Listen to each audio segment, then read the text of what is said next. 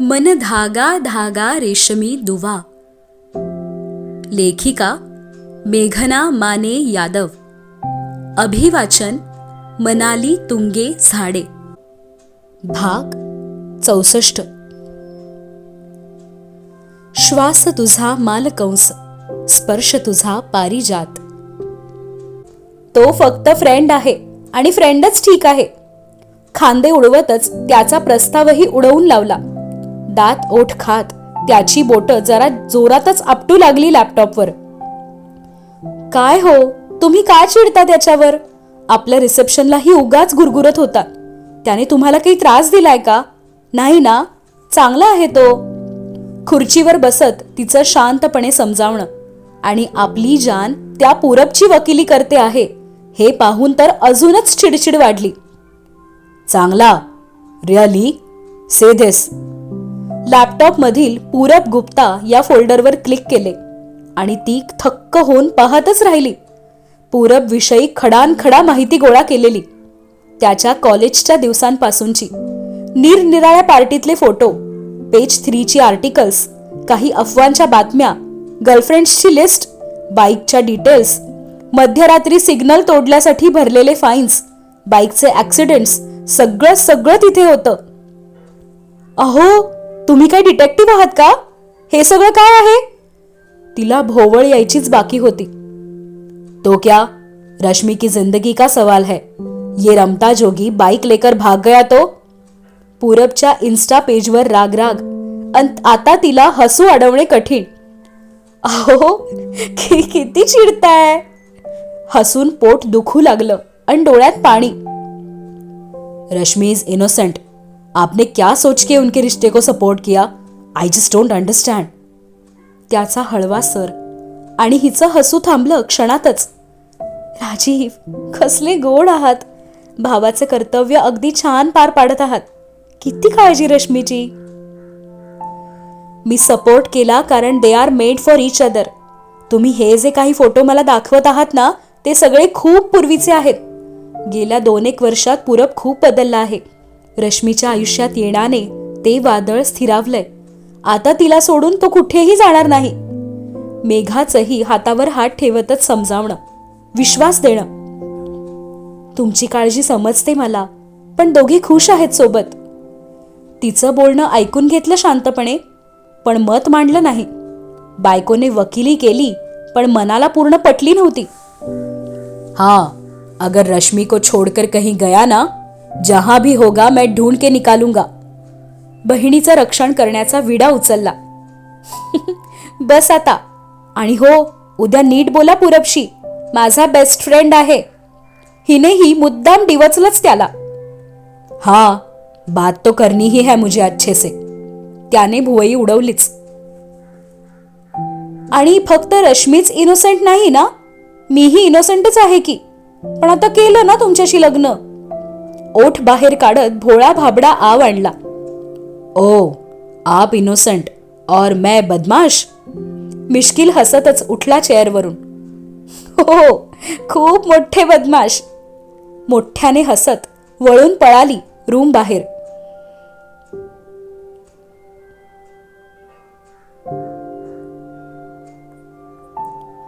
Mamma, हे बघ. Tray मध्ये सजवलेल्या सुंदरशा 6 राख्या. दुपारपासून कामात अडकलेल्या मम्माला आत्ता संध्याकाळी फुरसत मिळाली आणि चिमण्या रूम मध्ये बसून नक्की काय करत आहेत हे पाहायला मम्मा आलीच. तुम्ही बनवल्या? विश्वास बसेना. फोमची शीट, ग्लिटर्स, बारीक मणी, घरातीलच वस्तू वापरून बनवलेल्या सुरेख आणि सुबक राख्या, बच्चे कंपनींनी एकमेकांना बांधण्यासाठी. हो मम्मा, आम्हाला लास्ट वीक बी माय बडी मध्ये सलोनी दीदीने शिकवलं. जियाचं कौतुकाने सांगणं. खूप सुरेख आहेत. जिया अन काव्याच्या केसावरून हात फिरवतच दोघींना गोंजारलं. मम्मा, मी पण. फुटबॉल पायाने टोलवतच क्रेडिट घ्यायला आर्या पुढे. हो ग बाई, तू पण. या दोघींना डिस्टर्ब न करता काम करू दिलंस हेच तुझं खूप मोठं कॉन्ट्रीब्युशन. मम्मा थट्टा करतच हसत होती आणि सोबत जिया काव्याही खिदळत होत्या.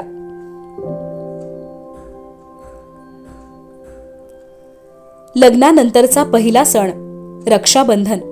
आजचा दिवसही होता खासच. सर्वजण सोबत. अनेक वर्षांनी घर आनंदाने भरणार होतं. लिव्हिंग रूम मधील फुलांची सजावट न्याहाळतच मम्मीजी खुश. ये सब रौनक तुम्हारी वजह से. डायनिंग वरील मोठ्या चांदीच्या ताटात राख्या सजवणाऱ्या मेघाच्या पाठीवर प्रेमाने हात ठेवला आणि टिळ्यासाठी कुंकू भिजवतच ती गोड हसली. बडी दीदी. मोठ्याने ओरडतच अभिमन्यू आत शिरला. घरात भरणाऱ्या आनंदाचं आगमन होण्यास सुरुवात. अय, भाभीजी से दीदी क्या? पाठून येणाऱ्या श्वेताने टपली मारलीच त्याला. काल रात्रीच मुंबईत पोहोचलेले दोघे, खास रक्षाबंधनासाठी. अरे मेरी बड़ी दीदी है वो, मुझे राखी बांधिए ना प्लीज. मेघाच्या खांद्यावर हात ठेवतच लाडी गोडी. उस हिसाब से तो फिर मैं तुम्हारा जीजाजी हो गया.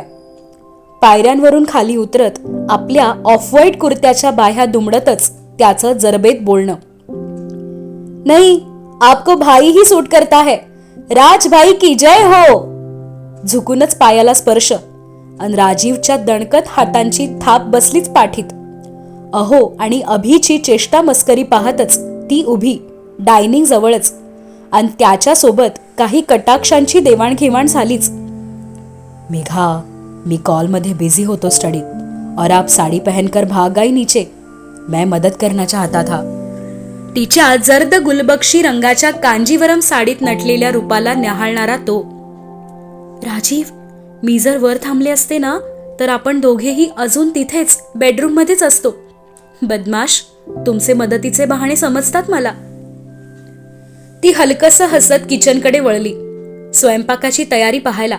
आजचा खास गोड पदार्थ नारळी भात. मम्मा, मामा, मामी, आजी, आजो आले. जियाने किचनच्या दारातूनच सांगितलं. बाहेर येऊन सगळ्यांच्या पाया पडून आशीर्वाद घेताना नजर दाराकडे. ते दोघे अजूनही कसे आले नाहीत या विचारातच होती की रश्मीला मिरवत पूरब घरात. पहिल्यांदाच मेहराविलात आलेली रश्मी सगळ्यांना पाहून गोंधळली तर पूरब तेवढाच बिनधास्त, जणू घर आपलंच आहे. अभिच्या पाठीवर हात ठेवूनच गप्पा. मेघा राजीवच्या लग्नादरम्यान सगळ्यांचीच चांगली ओळख झालेली. त्यातून वाधवा ग्रुप आणि SWCचे जुने प्रोफेशनल नाते. अभिमन्यू आणि पूरबची मैत्री जमलेली. घरातील थोरा मोठ्यांशी त्याच्या हसत खेळत गप्पा. मेघासोबत बडबड करणाऱ्या त्याच्यावर राजीवची करडी नजर. 2-4 मिनिटं बोलू दिलं बेस्ट फ्रेंड्सना आणि 5व्या मिनिटाला आपल्या जानच्या शेजारी अवतरले बाहुबली. सो दिल्ली से खास रक्षाबंधन के लिए? ग्रेट. तोंड देखलं हसतच राजीवचा प्रश्न. नो, अब मैं मुंबई में ही रहूंगा हमेशा. पूरबचंही हसतच उत्तर. ओ आय सी. त्याच्या आश्चर्य मिश्रित नाराज स्वरात बरंच काही दडलेलं जे फक्त आणि फक्त मेघाने ऐकलं. अहो चला राखी बांधून घेऊया. राजीवला नजरेने सोफ्याकडे चला सुचवतच बेस्ट फ्रेंड आणि अहो मधील सुरू होऊन पाहणाऱ्या शीतयुद्धावर तिने गार गार पाणी ओतलं. छोट्या मेंबर्सना घाई. आधी आम्ही बांधणार. स्वतःच्या हाताने बनवलेली राखी कबीर अन अर्जुनला बांधताना जिया आणि काव्या आनंदी. तर आर्याचं भलतंच मत. मी तुला नाही बांधणार, तूच बांध मला राखी. सोनगाव मध्ये 2-3दा मीच तुला वाचवलं, नाहीतर दगडात अडकून पडला असता. मीच तुझी रक्षण करती आहे, हे आर्याचं ठणकावून सांगणं. Okay madam. कबीरनेही हसत मान्य केलं आणि लाल धाग्यात गुंफलेली नाजूकशी राखी आर्याच्या हातावर सजली. तुम्हीही बांधा बरं. मम्माच्या सांगण्यावर तिघीही खुश. बहिणीही एकमेकींना राखी बांधू शकतात हे कालच तर मम्माने झोपताना समजावलेलं. आवडीच्या राखीसोबत कायम एकमेकींच्या पाठी उभं राहण्याचं मदतीचं वचनही दिलं गेलं. मिलिंद दादाला राखी बांधताना मेघा गहिवरली. तब्बल 4 वर्षांनी राखी पौर्णिमा सोबत साजरी होत होती. नाहीतर दरवर्षी राखी कुरिअरनेच अमेरिकेत पोहोचायची. आज लग्न झाल्यानंतरची पहिली राखी दादासोबत स्वतःच्या घरी साजरी करताना डोळे भरून आलेच. रडू नकोस, पुढच्या प्रत्येक राखीला यायचा जरूर प्रयत्न करेन. माथ्यावर हात ठेवत दिलेलं वचन पुरेसं होतं बहिणीसाठी. राजभाईच्या हातावर श्वेताकडून बांधल्या जाणाऱ्या 2 राख्या, त्यातली पहिली अज्जूची, आणि अज्जूला दिलेलं वचन आनंदाने पूर्ण करणारा राजीव. श्वेतासोबत तिचा एक भाई असणारच कायम. Thanks Rajiv sir. राखी बांधताना मनापासून आनंदलेली रश्मी. हे नातं ही रक्ताच्या पलीकडचं, ऋणानुबंधांचं. अरे ॲटलिस्ट ऑफिस के बाहर तो भाई बुलाया करो. राजीवचं हसतच समजावणं, आणि तिने खुशीत मान डोलवत होकार दिला. हा वैसे भी भाई ही लगते हैं. जवळच बसलेला पूरब पुटपुटलाच, आणि राजीवचा जळजळीत कटाक्ष. पूरब बच्चू, आज त्योहार है इसलिए तुम्हें छोड़ रहा हूं, वरना ये भाई का 2.5 किलो का हाथ तुम पे गिरा तो क्या होगा सोचो. भाभी, मैं भी आपकी रक्षा करूंगा. अगर भाई परेशान करेंगे तो मुझे बोलना. राखी बांधून घेत दिव्याजवळ हात नेतच वचन देणारा अभिमन्यू. येस, मुझे भी बोल सकती हो. इथेही पूरबने नाक खुपसलंच.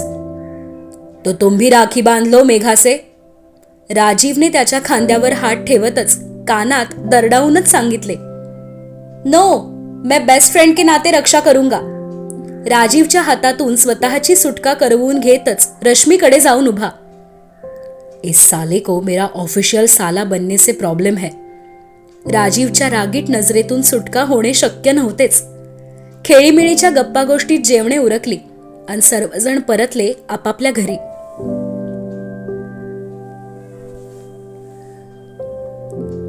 पाच दिवसांच्या ब्रेक नंतर साठलेलं ऑफिसचं काम संपवताना दोघेही व्यस्त झालेच. दिवस उजाडत होता आणि मावळत होता. एखादी मीटिंग वगळता ऑफिसमध्ये भेट नाहीच. मम्मीजींना खूप समजावून दोघांचे डब्बेही वेगळे करून घेतले तिने, आणि लंचही वेगवेगळा आपापल्या सोयीने. फक्त लंच पूर्वीच्या त्याच्या मेसेजमध्ये एका गोष्टीची भर, औषधे घेण्याची आठवण.